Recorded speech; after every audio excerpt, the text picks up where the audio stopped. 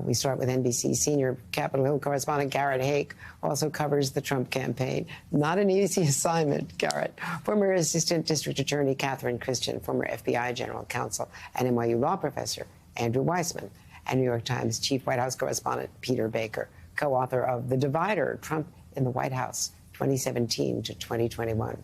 So, Garrett, start us off.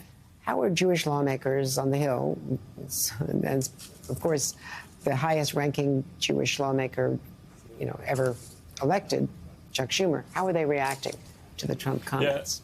That's right, Andrea. The condemnation of those comments started to roll in pretty quickly after that podcast was first posted online yesterday, and news organizations began to take notice of it. Chuck Schumer, who you're referring to, of course, the majority leader and the highest-ranking elected Jewish American in history, was very quick to condemn it. He said that the comments were part of a hateful rant by Donald Trump. And it's not just Democrats. The head of the ADL, the Anti-Defamation League, Jonathan Greenblatt, talked about the idea that these comments, he said, are defamatory and patently false, and suggested that serious leaders who care about the U.S.-Israel alliance should not be making them. Now, looking back at Donald Trump over his political history, he has spoken in this manner many times, suggesting, kind of leaning into the dual loyalty trope, anti-Semitic trope that exists about American Jews, that somehow their loyalty can't be divided or is divided between Israel and the United States. But this is as far as I have seen him go in making similar comments like this. I'm, curious to see throughout the course of the day. President Biden's on the road. Does his campaign highlight these comments? And what do congressional Republicans say as they return to Washington today? They have been quite quiet on this matter so far, Andrea. And just this in, as you point this out, Peter, we now have for the first time a White House comment on all of this. Let me read it to you. You may also have it online. President Biden has put his foot down when it comes to vile and unhinged anti-Semitic rhetoric, as anti-Semitic crimes and acts of hate have increased around the world, among them the deadliest attack committed against the Jewish people since the Holocaust. Leaders have an obligation to call hate what it is and bring Americans together against it. Continuing with the White House statement, there is no justification for spreading toxic, false stereotypes that threaten fellow citizens. None. Like President Biden said, he was moved to run for president when he saw neo-Nazis chanting the same anti-Semitic bile that was heard in Germany in the 1930s in Charlottesville. He will never give hate any safe harbor, including today. And this is from Andrew Bates, the White House spokesperson. I read it in full because we had played Donald Trump in full. So, Peter Baker, take us through this. As Garrett just pointed out, this is not the first time we've heard this over the years from Donald Trump, but it was all in one place. It's at a very critical time.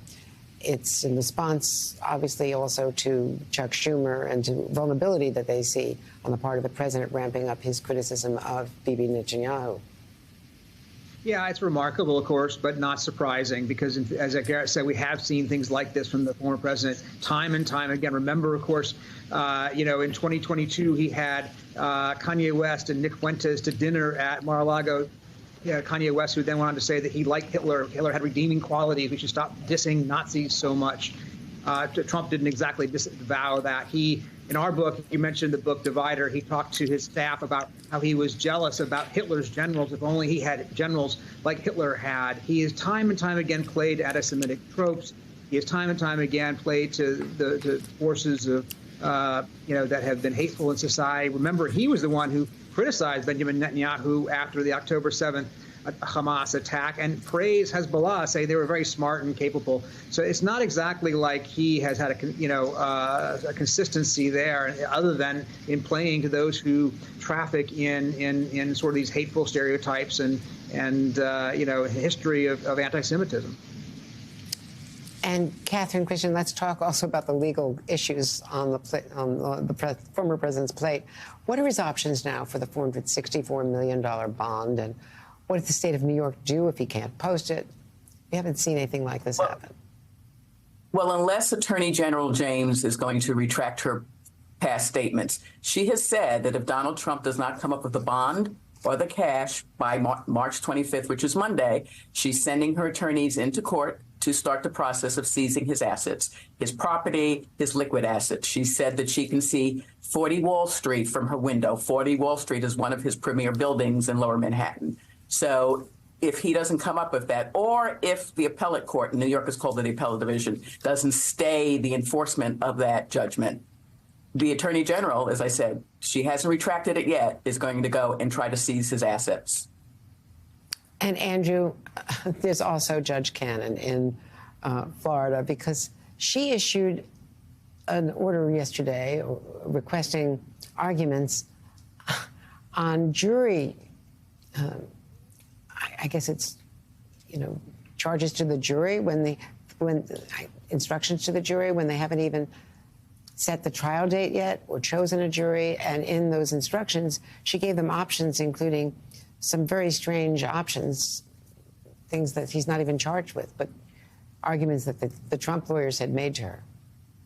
Yeah, so you're right that the first thing that's unusual is the idea that the parties are supposed to address jury charges at this stage when there isn't a trial that is even really contemplated. So the timing of that is sort of quite unusual. But more than that, it's the choices, because both of the choices are legally wrong. There's just no basis for either one. My analogy is she'd like the parties to address first what to do, assuming that the Earth is flat. And then the second option is jury charges that the parties should propose if she goes with the option 2, which is that the Earth is square.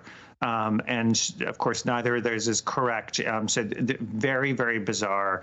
And in addition, of course, this is a string of rulings where she is consistently getting the law wrong and always in favor of Donald Trump. So it's very, very hard to not view her as both a neophyte and partisan. So, this is going to lead to, I'm sure, some very deep thinking on Jack Smith and his team's part about how and when to take her up to the 11th Circuit.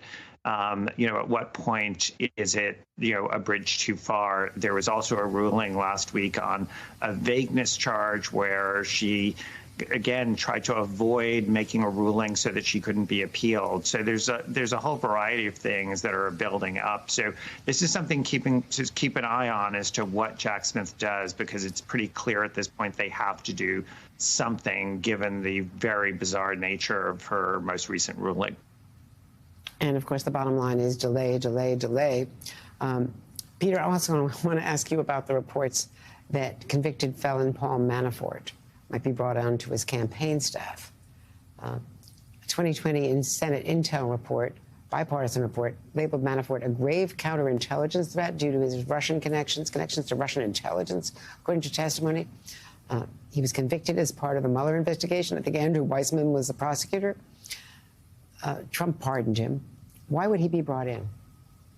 Well, it's a great point to make, because, in fact, not only did they say that he had these Russian connections, he made a fortune off of pro-Russian interests over the years, but he was determined by Andrew Weissmann's investigation and by the Senate investigation during the 2016 campaign to have given proprietary internal polling data to a Russian intelligence agent. That's not usually the kind of resume that augurs for a top campaign position, and yet that seems to be the kind of thing that doesn't bother former President Trump. And as you rightly point out, he was convicted of multiple tax and financial fraud charges, spent time in prison.